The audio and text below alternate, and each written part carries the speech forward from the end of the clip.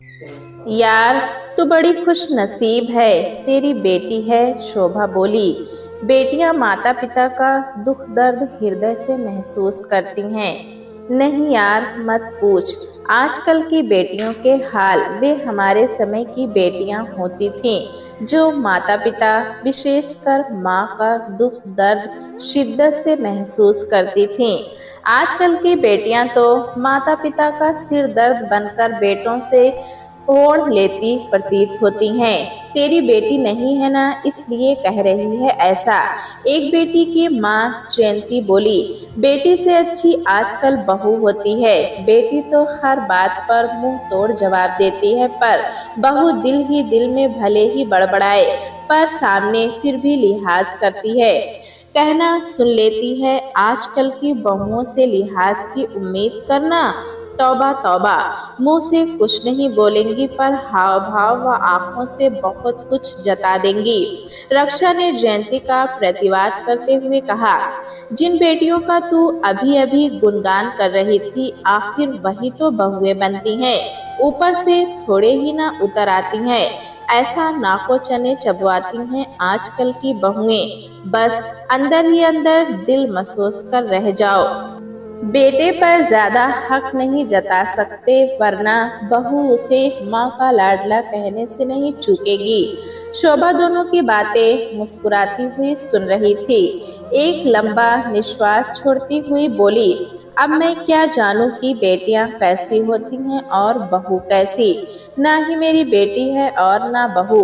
पता नहीं मेरा नखरेबाज बेटा कब शादी के लिए हाँ बोलेगा, कब मैं लड़की देखूंगी, कब शादी होगी और कब मेरी बहू होगी। अभी तो कोई सूरत नजर नहीं आती मेरे सास बनने की।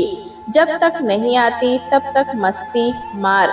रक्षा और जयंती हंसती हुई बोली, गोल्डन टाइम चल रहा है तेरा, सुना नहीं? पुरानी कहावत है, पहन ले जब तक बेटी नहीं हुई, खा ले जब तक बहू नहीं आई। इसीलिए हमारा खाना पहनना तो छूट गया, पर तेरा अभी समय है बेटा। डांस पर चांस मार ले, मस्ती कर, पति के साथ घूमने जा, पिक्चरें देख, कैंडी लाइट डिनर कर, वगैरह वगैरह। बाद में नाती पोते खिलाने पड़ेंगे और बच्चों से कहना पड़ेगा, जाओ घूमाओ। हम तो बहुत घूमे अपने जमाने में, तो दिल तो दुखेगा ना, कहकर तीनों सहेलियां व पड़ोसी ने खिलखिलाकर हंस पड़ी और शोभा के घर से उनकी सभा बर्खास्त हो गई। रक्षा, जयंती व शोभा तीनों पड़ोसिनें व अभिन्न सहेलियां थीं। उम्र थोड़ा बहुत ऊपर नीचे होने पर भी तीनों का आपसी तारतम्य बहुत अच्छा था। हर सुख दुख में एक दूसरे के काम आती। होली पर गुजिया बनाने से लेकर दिवाली की खरीदी तक तीनों साथ करती। तीनों एक दूसरे की राजदार भी थीं और लगभग 15 वर्षों पहले जब उनके बच्चे स्कूलों में पढ़ रहे थे, थोड़ा आगे पीछे तीनों के घर इस कॉलोनी में बने थे। तीनों ही अच्छी शिक्षित महिलाएं थीं और इस समय अपने 50s के दौर से गुजर रही थीं। जिसके पास जो था उससे असंतुष्ट और जो नहीं था उसके लिए मन भावन कल्पनाओं का पिटारा उनके दिमाग में अक्सर खुला रहता। लेकिन जो है उससे संतुष्ट रहने की तीनों ही नहीं सोचती, नहीं सोच पाती जो उन्हें नियति ने दिया है कि उसे किस तरह से खूबसूरत बनाया जाए। जयंती की एक बेटी थी जो कॉलेज के फाइनल ईयर में थी। रक्षा ने 1 साल पहले बेटे का विवाह किया था और शोभा का बेटा इंजीनियर व प्रतिष्ठित कंपनी में अच्छे पद पर कार्यरत एक नखरेबाज युवा था। वो माँ के मुंह से विवाह का नाम सुनकर नाक भौं सिकोड़ता और ऐसा दिखाता जैसे विवाह करना व बच्चे पैदा करना सबसे निकृष्ट कार्य एवं प्राचीन विचारधारा है और उसके जीवन के सबसे आखिरी पायदान पर है। एक तरह से जब सब निपट जाएगा तो ये कार्य भी कर लेगा। जयंती को अपनी युवा बेटी से ढेरों शिकायतें थी। घर के कामकाज को तो हाथ भी नहीं लगाती ये लड़की, कुछ बोलो तो काट खाने को दौड़ती है। कल को शादी ब्याह होगा तो क्या सास बनाकर इसे खिलाएगी। जयंती पति के सामने बड़बड़ा रही होती। अपनी किताबों पर नजरें गड़ाए बेटी माँ के ताने सुनकर बिफर जाती। फिक्र मत करो, मुझे खाना बनाकर कोई भी खिलाए, आपको तंग करने नहीं आऊंगी। बेटी तक आवाज पहुंच रही थी। बेवक्त झगड़े की आशंका से जयंती हड़बड़ाकर चुप हो जाती, पर बेटी का पारा दिल ही दिल में आसमां छू जाता। वो जब टाइट जीन्स और टाइट टी शर्ट डालकर कॉलेज या कोचिंग के लिए निकलती तो जयंती का दिल करता कि जीन्स के ऊपर भी उसके गले में दुपट्टा लपेट दे, पर मन महसूस कर रह जाती। घर में जब बेटी शॉर्ट पहनकर पापा के सामने मजे से सोफे पर अध लेटी वो टीवी के चैनल बदलने लगती तो जयंती का दिमाग भन्ना जाता। आग लगा दे इस लड़की के कपड़ों की अलमारी को। और उसके दोस्त लड़के जब घर आते तो वो एक एक का चेहरा बड़े ध्यान से पढ़ती। ना जाने इनमें से कल कौन उसका दामाद बनने का दावा ठोक बैठे।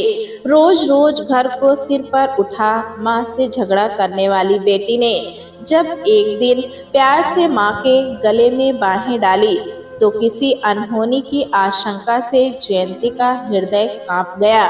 जरूर कोई कठिन मांग पूरी करने का वक्त आ गया है। मम्मी, मेरे कुछ फ्रेंड्स कल लंच पर आना चाह रहे हैं। मैंने उन्हें बताया है कि आप चाइनीज खाना कितना अच्छा बनाती हैं। बुला लूं ना सबको, वो मासूमियत से बोली। बेटी की भोली भाली शक्ल देखकर जयंती का सारा लाड दुलार छलक आया। हाँ हाँ, बुला ले अपनी सहेलियों को, बना दूंगी मैं। कितनी हैं? मुझे मिलाकर 8 दोस्त हो जाएंगे मम्मी। वे सारा दिन यहीं बिताने वाले हैं। बेटी आने वालों के लिए गोलमाल जनरस शब्द का इस्तेमाल करती हुई बोली, ठीक है। दूसरे दिन जयंती सुबह से बेटी की फरमाइश पूरी करने में लग गई। घर भी ठीक कर दिया। बेटी ने बाकी घर पर ध्यान भी नहीं दिया, सिर्फ अपना कमरा ठीक किया। ठीक 11 बजे घंटी बजी। दरवाजा खोला तो जयंती गिरते गिरते बची। आगंतुकों में 4 लड़के थे और 3 लड़कियां। जिन लड़कों को वो थोड़ी देर भी नहीं पचा पाती थी, उन्हें उस दिन उसने पूरा दिन झेला, और वो भी बेटी के कमरे में। 8 बच्चों ने वहीं खाया पिया, वहीं हंगामा किया और खा पी कर बर्तन बाहर खिसका दिए। जयंती थक कर पस्त हो गई। बेटी फोन पर जब खिलखिलाकर चमकती आंखों से लंबी लंबी बातें करती तो जयंती का दिल करता उसके हाथ से फोन छीनकर जमीन पर पटक दे। फोन से तो उसे सख्त नफरत हो गई थी। मोबाइल फोन के आविष्कारक मार्टिन कूपर को तो वो सपने में न जाने कितनी बार गोली मार चुकी थी। सारे झगड़े की जड़ है ये मोबाइल फोन।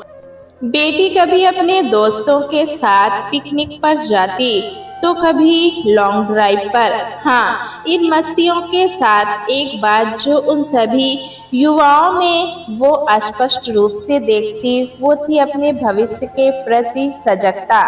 लड़के तो थे ही, पर लड़कियां उनसे अधिक थी। अपना कैरियर बनाने के लिए उन्मुख उन लड़कियों के सामने उनकी मंजिल स्पष्ट थी और वे उसके लिए प्रयासरत थी।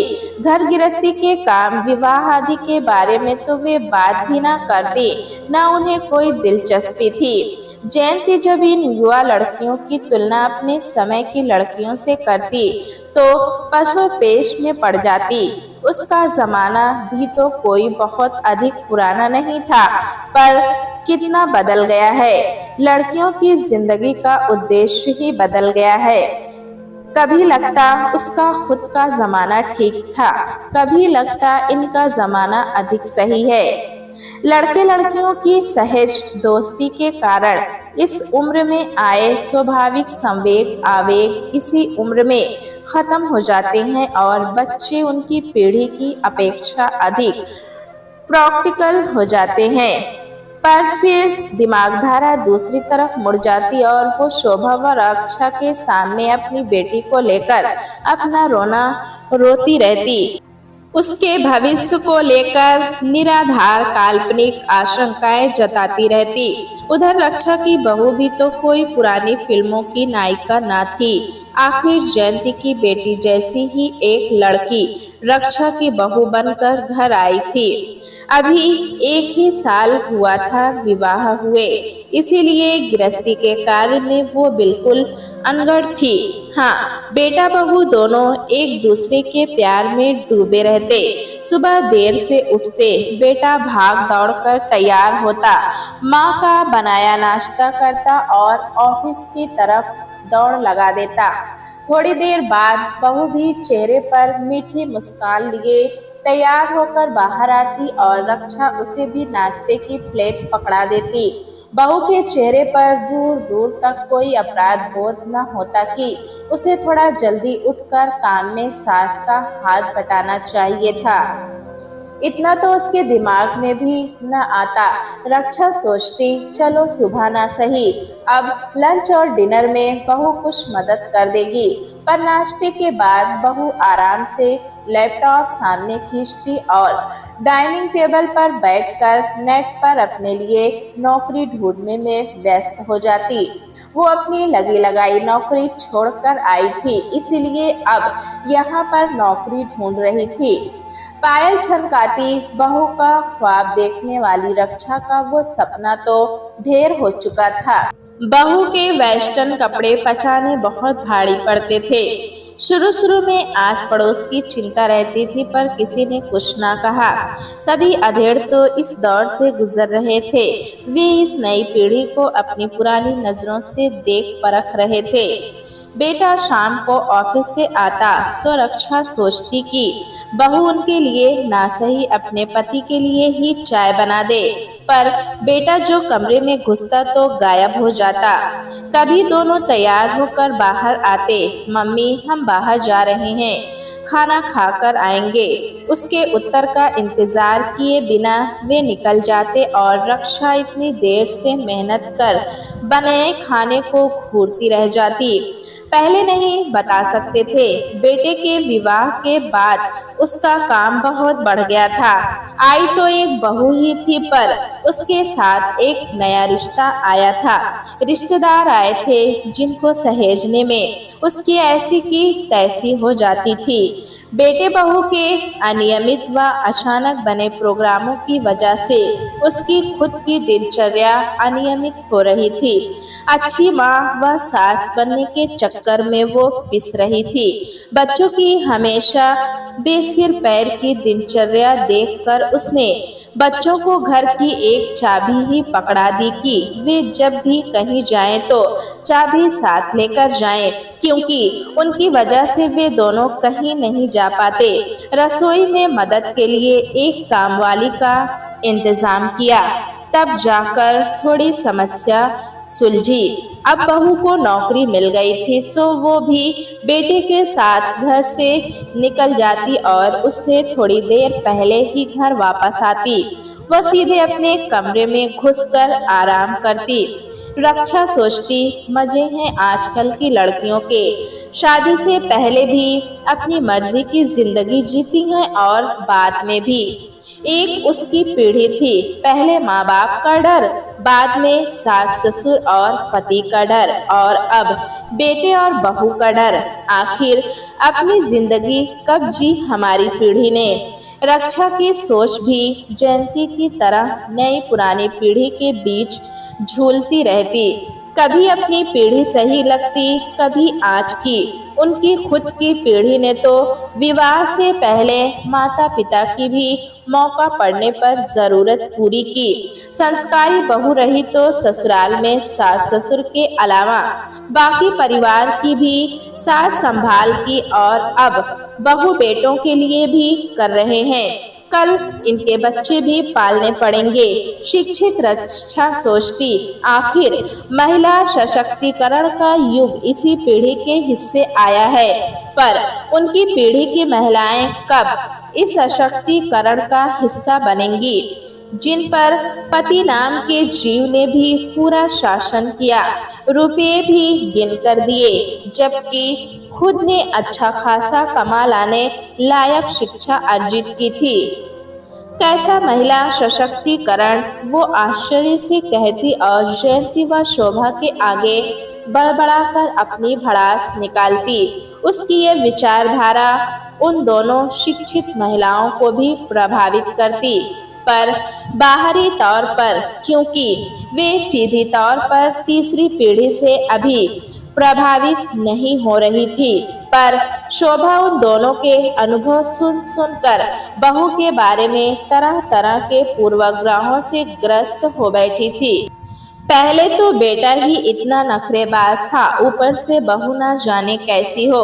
बहू की मनभावन काल्पनिक तस्वीर उसने अपने मस्तिष्क के कैनवास से पूरी तरह मिटा दी थी। रक्षा ठीक कहती है, आजकल की ऐसी बिगड़ैल बेटियां ही तो बहुएं बन रही हैं। आखिर ऊपर से थोड़े ही ना उतरेंगी। उसका वर्षों का मासूम सा सपना भी दिल ही दिल में दम तोड़ चुका था, जब वो सोचा करती थी कि काश उसकी भी बेटी होती। बेटी तो नहीं हुई, पर बड़े होते बेटे को देखकर वो नन्हा सा ख्वाब पालने लगी थी कि उसकी प्यारी सी बहू आएगी और उसका वर्षों का बेटी का सपना पूरा हो जाएगा।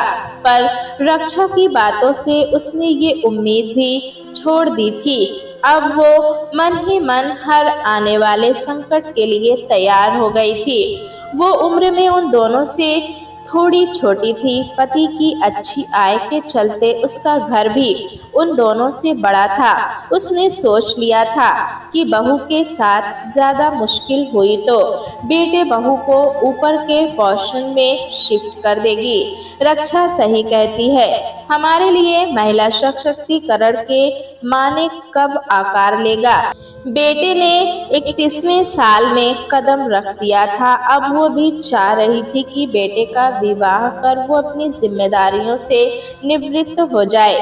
शोभा के पति सुकेश भी सोचते थे कि उनके रिटायरमेंट से पहले बेटे का विवाह निपट जाए तो अच्छा है, पर जैसे ही बेटे से विवाह की बात छेड़ते, बेटा बहाने बनाकर उठ खड़ा होता।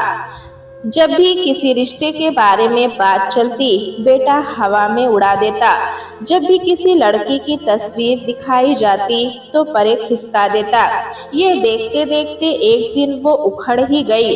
ऐसा कब तक चलेगा ऋषभ, कब तक शादी नहीं करेगा तू? अभी जल्दी क्या है मम्मी, आप तो बस शादी के पीछे ही पड़ जाते हो। वो उठते हुए बोला, मैं तुझे आज उठने नहीं दूंगी। 30 साल का हो गया है, अभी शादी की उम्र नहीं हुई तो कब होगी? मम्मी, ये आपकी ढूंढी लड़कियां, आखिर मुझे क्या पता कि ये कैसी हैं। एक दो मुलाकातों में किसी के बारे में कुछ पता थोड़ी ही ना चलता है, तो फिर कैसे देखेगा तू लड़की? मैं जब तक लड़की को 2 से 4 साल देख परख ना लूं, हाँ नहीं बोल सकता। क्या मतलब? शोभा आश्चर्यचकित हो बोली, मतलब साफ है, मैं अरेंज मैरिज नहीं करूंगा। तो क्या तूने कोई लड़की पसंद की हुई है? ऋषभ बिना जवाब दिए अपने कमरे में चला गया। शोभा उसके पीछे पीछे दौड़ी। बोल ऋषभ, तूने कोई लड़की पसंद की हुई है? हाँ, तो फिर बताता क्यों नहीं? इतने दिनों से हमें बेवकूफ बना रहा है। बेवकूफ नहीं बना रहा हूँ माँ, बता इसलिए नहीं रहा था कि मेरी पसंद को आप लोग पसंद कर पाओगे या नहीं। तेरी पसंद अच्छी होगी तो क्यों नहीं पसंद करेंगे, पर तू विस्तार से बताएगा उसके बारे में। क्या सुनना है आपको? लड़की सुंदर है, शिक्षित है, मेरी तरह इंजीनियर है, ठीक ठाक सा परिवार है, पर क्या? अगर आपके शब्दों में कहूँ तो वो छोटी जाति की है। उसी जाति की जिन जातियों के आरक्षण का मुद्दा हमेशा चर्चा का विषय बना रहता है और जिन जातियों पर देश की राजनीति हमेशा गर्म रहती है और पापा का ब्राह्मणवाद, वो तो घर के नौकर चाकरों तक पर हावी रहता है। वे तो चाहते हैं कि घर में नौकर भी हो तो ब्राह्मण हो। ऐसी स्थिति में और मैं कहीं दूसरी जगह शादी कर नहीं सकता, इसलिए आप मेरी शादी की बात तो भूल ही जाओ। शोभा का मुंह खुला का खुला रह गया। उसकी स्थिति देखकर ऋषभ परिहास सा करता हुआ बोला, इसीलिए कहता हूँ मुझे ही बेटा व बहू दोनों समझ लो और मस्त रहो। कहकर वो कमरे से बाहर चला गया। शोभा जड़ खड़ी रह गई। रक्षा और जयंती के बच्चों ने तो उनका सुख चैन ही छीना था, पर उसके बेटे ने तो उसे जीते जी ही मार दिया।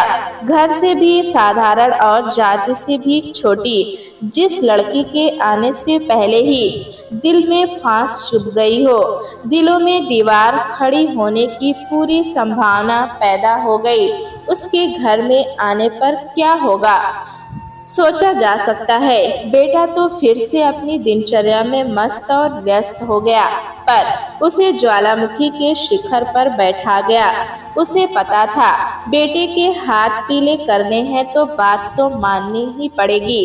वो पति से बात करने की कूटनीति तैयार करने लगी। बहुत मुश्किल था सुकेश के ब्राह्मणवाद से लड़ना।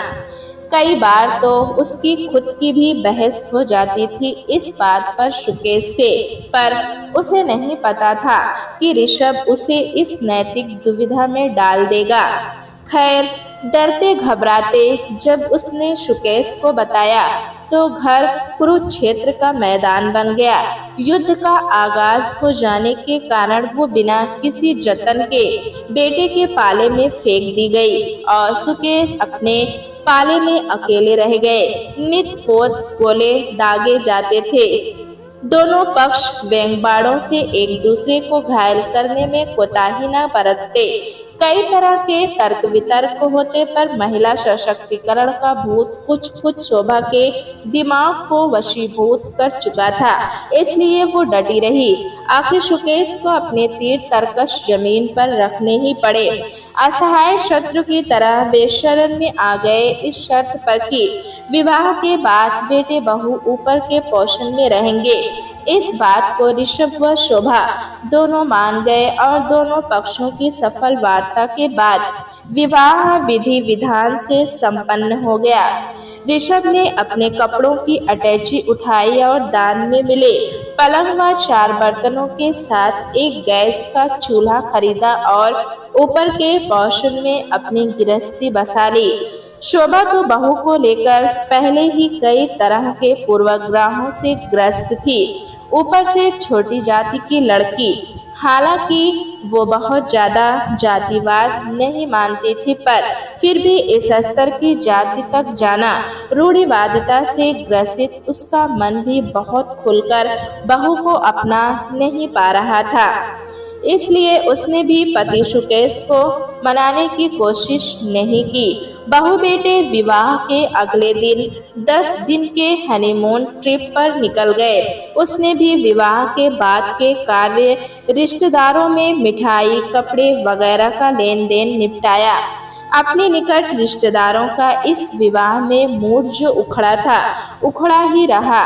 वे कर भी क्या सकते थे। बेटे की मर्जी थी कहकर उन्होंने हाथ झाड़ दिए थे। बच्चों के वापस आने का दिन पास आ रहा था। इसी बीच सुकेश ऑफिस की तरफ से 1 हफ्ते की ट्रेनिंग के लिए चेन्नई चले गए। उसके अगले दिन बेटे बहू हनीमून से वापस घर आ गए। सुबह शोभा की देर से नींद खुली। उठकर वो बाथरूम में फ्रेश होने चली गई। मुंह धोकर वो तौलिए से पोंछती हुई बाहर आ रही थी कि सुबह सुबह कोयल सी कुकू कानों में मधुर संगीत घोल गई। माँ, चाय लाई हूँ आपके लिए। मुखड़े पर मीठी मुस्कान की चाशनी घोले माधवी ट्रे लिए खड़ी थी। सुबह सुबह की धूप से उज्जवल मुखड़े पर स्निग्ध चांदनी छिटकी हुई थी। पर तुम क्यों लाई चाय, मैं खुद ही बना लेती। शोभा को अचानक समझ नहीं आया क्या बोले। वो ऋषभ ने कहा कि पापा नहीं है तो आप पी लेंगी? नहीं पीना चाहती हैं तो कोई बात नहीं, मैं वापस ले जाती हूँ। मुखड़ी की चांदनी जैसे मलिन हो गई। शोभा का हृदय द्रवित हो गया। नहीं नहीं रख दो, मैं पी लूंगी। खुश हो माधवी ने ट्रे साइड टेबल पर रख दी। मुखड़ा फिर से लक तक करने लगा। शोभा का दिल किया बहू को खींचकर छाती से लगा ले, पर नहीं। उंगली पकड़कर उसकी गृहस्थी में उसका अनाधिकार प्रवेश सुकेश कभी भी बर्दाश्त नहीं करेंगे। वो 2 मिनट खड़ी रही, फिर चली गई। शोभा सुबह उठती और चाय की ट्रे लेकर माधवी उसके पास खड़ी हो जाती। न जयंती की बेटी सुबह उठती है, न रक्षा की बहू। माधवी भी इंजीनियर है, पर ये कैसे? अगले दिन रविवार था। लंच के समय माधवी कढ़ी का कटोरा लिए हाजिर हो गई। माँ, मैंने कढ़ी बनाई है आज, खाकर देखिए कैसी बनी है। कढ़ी खाते हुए शोभा सोच रही थी, इतनी स्वादिष्ट कढ़ी। इंजीनियरिंग करते करते ये लड़की कब गृहस्थी के काम सीख गई। रात को भी माधवी कमल ककड़ी के कोफ्ते रख गई। उसकी सुगढ़ता देखकर शोभा के दिल में सुनी सुनाई आजकल की बिगड़ैल बेटी बहुओं की छवि डगमग हो रही थी। लड़की माधवी जैसी भी होती है, पर उससे ज्यादा भाव नहीं देना चाह रही थी, क्योंकि सुकेश का ब्राह्मणवाद उसके समूचे प्यार व सपनों पर हावी हो रहा था। दूसरे दिन कामवाली ने छुट्टी ले ली, ये कहकर कि उसे अपने भाई के घर जाना है, शाम तक आ जाएगी। ऊपर भी वही काम करती थी। सुबह माधवी चाय रख गई। अभी शोभा चाय पी ही रही थी कि उसे किचन में बर्तनों की खटर पटर की आवाज सुनाई दी। वो किचन में गई तो देखा माधवी जल्दी जल्दी रात के बर्तन धो रही थी। ये क्या कर रही हो माधवी? माँ, आज काम वाली दीदी ने छुट्टी की है ना, इसीलिए बर्तन धो रही हूँ। ऊपर के तो मैंने उठते ही धो लिए थे। शोभा आश्चर्य व ममता से माधवी को निहारने लगी। तुझे ऑफिस के लिए देर नहीं हो रही? नहीं, अभी तो टाइम है, बस तैयार हो जाऊंगी जल्दी से। बर्तन रखकर सिंक धोकर वो उसकी तरफ पलटती हुई बोली। जयंती और रक्षा को तो कितनी शिकायतें हैं अपनी बेटी और बहू से, पर माधवी कितनी अलग है। उसकी खुद की बेटी होती तो क्या ऐसी ही होती या उनके जैसी होती? दिल फिर किया बहू को छाती से लगा ले, मन भर कर दुलार कर ले, पर सुकेश की बड़ी बड़ी गुस्सैल आंखें याद आ गई। नहीं नहीं, शादी करा दी किसी तरह, बस दोनों खुश रह ले आपस में। अब नहीं उलझना उसे। हाथ पोंछकर माधवी चली गई। एक हफ्ता गुजर गया। आज रात की ट्रेन से सुकेश आने वाले थे। सुबह चाय पीकर शोभा गेट का ताला खोलने के लिए बाहर जा रही थी कि बरामदे की सीढ़ी से पैर लड़खड़ा गया। एक चीख मारकर वो वहीं बैठ गई। उसकी जोर की चीख सुनकर ऋषभ और माधवी भागते दौड़ते नीचे उतरकर उसके पास पहुंच गए। वो अपना पैर पकड़कर कराह रही थी। क्या हुआ माँ? माधवी बोली। अचानक से पैर लड़खड़ा गया सीढ़ी पर। दाएं पैर में बहुत दर्द हो रहा है। ओह, कहीं फ्रैक्चर न हो गया हो, कहकर ऋषभ शोभा को उठाकर अंदर ले गया। माधवी उसके पैरों के पास बैठकर हल्के हाथों से मलहम लगाती हुई बोली, अभी डॉक्टर के पास ले चलते हैं माँ, चिंता मत करो, सब ठीक हो जाएगा। उसने उसके पैर में कसकर क्रेप बैंडेज बांध दी। दोनों उसे अस्पताल ले गए। एक्सरे में फ्रैक्चर नहीं आया, मोच आ गई थी। डॉक्टर ने कुछ दिन आराम करने के लिए कहा। सब कुछ कराकर उसे घर छोड़कर ऋषभ ऑफिस चला गया, लेकिन माधवी थोड़ी देर बाद उसके पास जाकर बैठ गई। तू ऑफिस नहीं गई? वो आश्चर्य से बोली। नहीं माँ, ऐसी हालत में आपको छोड़कर ऑफिस कैसे चली जाऊँ मैं? फिलहाल कुछ दिन की छुट्टी ले ली है। पापा भी आ जाएंगे आज, ऐसे में खाना भी कैसे बनाएंगी आप? कुछ न बोला गया शोभा से, मन भर आया और आंखें भी। सुकेश के डर पर दिल के उद्वार भारी पड़ गए। मेरी बेटी होती तो ऐसी ही होती, उसने सोचा। नहीं नहीं, ऐसी ही क्यों होती, बल्कि यही है मेरी बेटी। उसने माधवी का हाथ पकड़कर अपनी तरफ खींचा। माधवी ने आश्चर्य से उसकी आंखों में देखा, पर शोभा की आंखों में वात्सल्य का अनंत महासागर हिलोरे ले रहा था। वो हुलस कर शोभा की बाहों में समा गई। शोभा का वर्षों का सपना पूरा हो गया था। माधवी ने उसके घर व उसके दिल में तो प्रवेश पा लिया था, पर सुकेश के दिल में प्रवेश पाना टेढ़ी खीर था। रात की ट्रेन से सुकेश आ गए। शोभा के पैर में पट्टी बंधी देखकर परेशान हो गए, पर शोभा के चेहरे पर दर्द व परेशानी का नामो निशान न था। वो आराम से पलंग पर पीछे तकिया लगा पीठ टिकाए बैठी मुस्कुरा रही थी। न ये शिकायत की एक हफ्ता तुम्हारे बिना मन नहीं लगा वगैरह वगैरह। कुछ तो गड़बड़ है। सुकेश अपनी उधेड़ बुन में कपड़े बदलकर नहाने चले गए। बाथरूम से फ्रेश होकर लौटे। दर्द तो नहीं हो रहा तुम्हें? बिल्कुल भी नहीं, शोभा मुस्कुराते हुए बोली। कुछ खाना तो बना नहीं होगा, बाहर से ऑर्डर कर देता हूँ। तभी दरवाजे पर आहट हुई। देखा तो माधवी 2 प्लेटों में खाना लिए खड़ी थी। मुस्कुराती हुई आगे बढ़ी।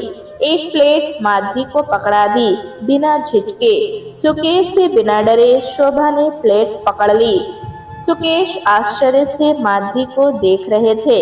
माधवी ने झिझकते हुए दूसरी प्लेट साइड टेबल पर रखी और वापस चली गई।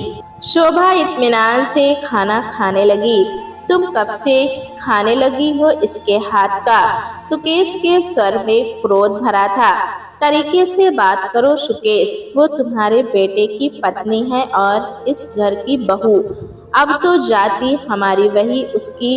शोभा तनिक रोष में बोली। शोभा के रोष को भांप कर सुकेश थोड़ा आराम से बोले। ठीक है, पर मेरे घर में ये सब नहीं चलेगा। तुमसे पहले ही बात हो गई थी।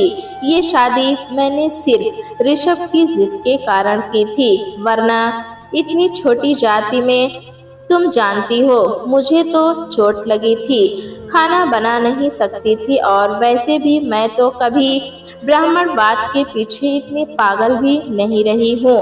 पर तुम खाना बाहर से ऑर्डर कर लो अपने लिए, लेकिन ध्यान रखना जिस जगह ऑर्डर करो वहाँ किचन में खाना किसने बनाया उसके ब्राह्मण होने का प्रमाण पत्र अवश्य ले लेना।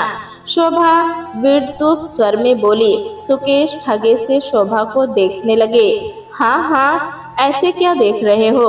ब्याह शादियों में जाते हो, खाना बनाने वालों का स्नैक सर्व करने वाले पेटरों की जाति भी पूछी है तुमने कभी? सड़क मार्गों से लंबी लंबी यात्राएं करते हो ऑफिशियल दौरों के लिए, रास्ते भर रुकते रुकाते खाते पीते जाते हो। क्या वहाँ पर सबकी जाति पूछकर खाते पीते हो? उन सब की जाति पूछ लो। अगर वे सब ऊंची जाति के हों तो मैं अपनी ऐसी सुगढ़ सल्लज और प्यारी बहू के हाथ का खाना बंद कर दूंगी, वादा है तुमसे। पर तब तक तुम मुझे टोकना मत, कहकर शोभा खाना खाने लगी। सुकेश थोड़ी देर किंतव्य विमोड़ से खड़े रह गए। शोभा के तर्कों में दम था। अधिकतर शोभा उनकी बात हंसी खुशी मान जाती थी, पर जब वो किसी बात पर अड़ती थी तो उसे डिगाना मुश्किल होता था। वे खड़े सोचते रहे। बात तो सच है, इतनी जगह खाना खाते हैं क्या जाति पूछकर? माधवी तो उनकी बहू है। बेटे ने शोभा ने उसे सहज अपना लिया। उनकी वंशवेल उसी से आगे बढ़ेगी और झूठे दम व झूठी जिद के कारण वे उसे अपना नहीं पा रहे हैं। उन्होंने खाने की प्लेट उठाई और शोभा की बगल में बैठ गए। पल भर के लिए दोनों की नजरें टकराई। सुकेश ने रोटी का टुकड़ा तोड़कर सब्जी में डुबोया और मुंह में डाल लिया। अंदर की मुस्कुराहट व दिल की पुलक अंदर ही दबाए शोभा चुपचाप खाना खाती रही। दोनों ने खाना खत्म किया ही था कि माधवी फिर से आ गई। माँ कुछ चाहिए तो नहीं, पर पापा को खाते देख वो अचंभित सी हो गई। बिना छेड़े चुपचाप वापस पलट गई। रुको माधवी, सुकेश अपनी जगह पर खड़े हो गए। बहुत अच्छा खाना बनाया है तुमने बेटा। इंजीनियरिंग करते करते कैसे सीख लिया इतना सब कुछ। हतप्रभ हो माधवी अचल खड़ी हो गई। उससे ये सब संभल नहीं पा रहा था। भाव विह्वल स्वर में बोली, आपको अच्छा लगा पापा? हाँ, बहुत अच्छा लगा। आज पहली बार तुम्हारे हाथ का खाना खाया है, इसलिए इनाम तो बनता है। सुकेश ने अलमारी से कुछ रुपए निकालकर माधवी के हाथ में रखे। माँ पापा की तरफ से अपने लिए कुछ ले लेना। जी पापा, वो भरी आंखों से पैरों में झुक गई। सुकेश ने झुकी हुई माधवी को उठाकर छाती से लगा लिया। माफी चाहता हूँ तुमसे बेटा, कभी कभी बड़ों से भी गलतियाँ हो जाती हैं। नहीं पापा, कुछ मत बोलिए, मुझे कोई शिकायत नहीं है। जाति को लेकर बिना कोई तर्क वितर्क किए माधवी ने सुकेश के ब्राह्मणवाद के किले को फतेह कर लिया था। दोनों पिता और बहुरूपी पुत्री सजल नेत्रों से गले लिपटे हुए थे। तभी ऋषभ माधवी को ढूंढता हुआ नीचे उतर आया। कमरे में आया तो पिता पुत्री को गले लगे देखा। प्रश्नवाचक दृष्टि माँ पर डाली, पर वहाँ भी सजल मुस्कुराहट में सारे उत्तर थे। गर्दन हिलाता हुआ वो भी मुस्कुरा दिया और उल्टे पैरों वापस लौट गया, शायद ऊपर से अपना बोरिया बिस्तर समेटने के लिए। प्यारे दोस्तों, कहानी कैसी लगी हमें कमेंट में ज़रूर बताएं। चैनल पे नए हैं तो एक लाइक और सब्सक्राइब करना ना भूलें।